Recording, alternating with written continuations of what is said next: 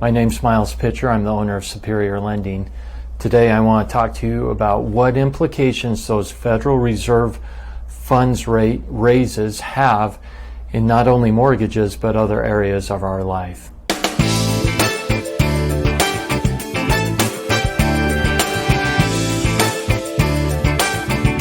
I first want to talk about the role of the Federal Reserve and what some of their goals and responsibilities are. So first, they have a goal or a target on inflation.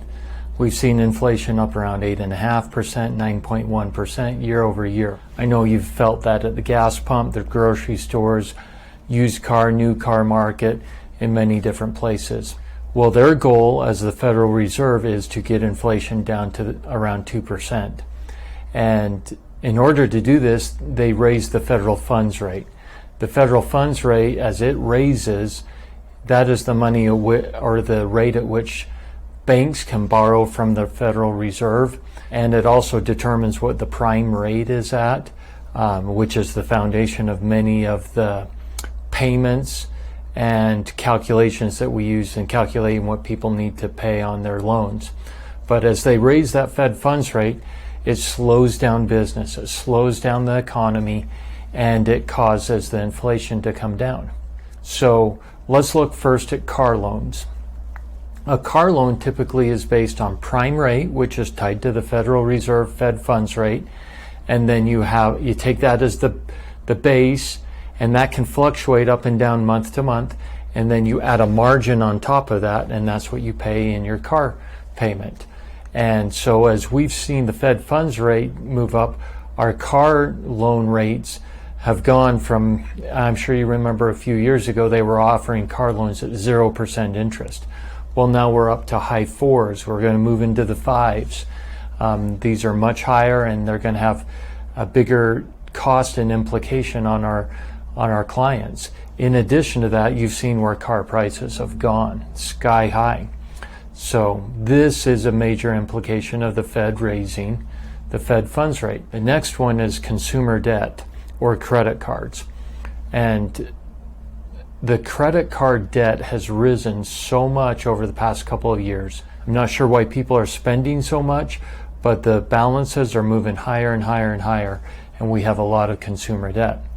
On your credit cards, that takes the same way as the car loan. It's the prime rate plus a margin, except it's a much larger margin. So I pulled some rates off of Capital One, a credit card that I have.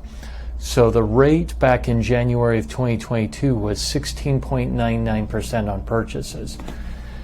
Just last month, or beginning of August of this year, it jumped up to 18.49%. That's the result of the prime rate moving up and then the margin on top of that. Super, super expensive on there. So my advice to my clients who have significant credit card debt, consumer debt, and they own a home already is they most likely have some really good equity in that home. Let's look at doing a loan where we roll up in the credit card debt, maybe other debts also, and we really need to just do an analysis for them to see if the numbers make sense. Let's not take the emotion out of it, but getting rid of that consumer debt is a big deal because it will move up. It's not a fixed rate. It's not locked in. It will move up as the Federal Reserve continues to raise rates, and we anticipate 2 to 3 more raises coming from them. They are determined to get inflation under control, and they've said that they will raise that Fed funds rate to do so. The next one is our mortgage rates, and mortgage rates are not directly tied to the Fed funds rate. Our mortgage rates are more affected by where inflation goes. So as inflation moves up, our interest rates on our mortgages have moved up. You've seen that already. But as inflation gets under control, you're going to see the mortgage rates come back down. And in fact, we've already seen a little improvement in that, and believe that next year sometime, year and a half, our economy is going to slow down.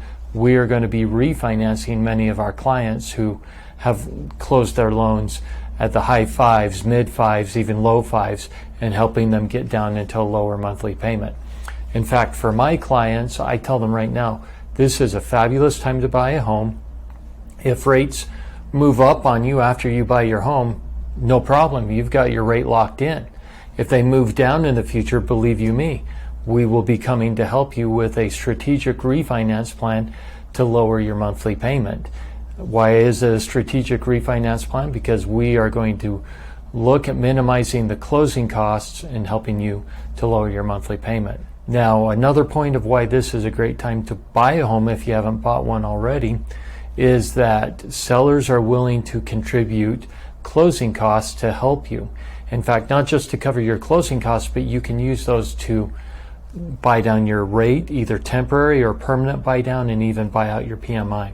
I'll link to some videos up here that will show you how we're able to help our clients buy down their interest rate and really save in their monthly payment. Now, big picture, some of the things I think you're going to see with the Federal Reserve, in fact, we're seeing it already, is that because that is the rate at which banks can borrow from the Federal Reserve, we are seeing commercial loans being greatly affected by this. So think of a company that was getting ready to maybe build a new headquarters, or maybe they were going to expand and take a real large commercial loan, or maybe there was a large project they were going to do. Many of these companies, we see them pausing or slowing down on their expansion because the cost of the money to do so, the loans, has increased. And so that's an indication, or just one way that you can see how the rising Fed funds rate will slow down the economy. And it's expected. We're seeing it already. We're seeing many companies who were hiring quite vigorously now backing off and saying, you know, we're going to slow down or put a pause on hiring new people. They're not laying off people, but they're slowing down, definitely slowing down on who they are hiring or when they're hiring. I hope this helps you understand and see how the Federal Reserve is going to have some implications in many different ways in your life.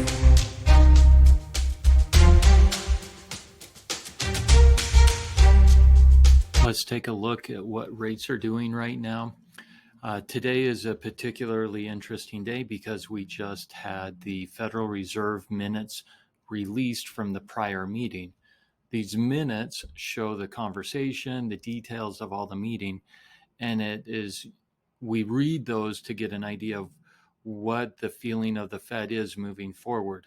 So our next meeting's in September, and everybody's looking to see, okay, will the raise in September be 75 basis points, or is it going to be 50 basis points? The markets are predicting right now, and they try to guess this as best as they can, that it will be about 50 basis points coming up. And they reiterated their commitment to getting inflation under control by continuing raising the Fed funds rate. They also expressed their concern that they don't want to go too far because if they go too far in raising the rates, it just throws the brakes on the economy harder than it should. But let's look at this chart here, and remember this is an inverse chart. As the chart moves up, rates move down, and as the chart moves down, rates move up.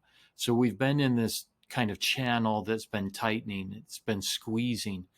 And today we broke the wrong direction out of it. We went to a higher rate spot. Now, rates are still great. Don't get me wrong there. We always want to remember this in the big picture. But as you can see, some of those lines there are support levels. We're going to see if we hold those. If we hold the support levels, that's positive and may indicate that we'll have a little rebound in better rates. Again, inflation is still hot. We are continuing to see more and more signs of recession. And we just got those minutes from the Federal Reserve. My name is Miles Pitcher. I'm the owner of Superior Lending, and I'm happy to help you with any questions, mortgage scenarios that you may have. Have a great week.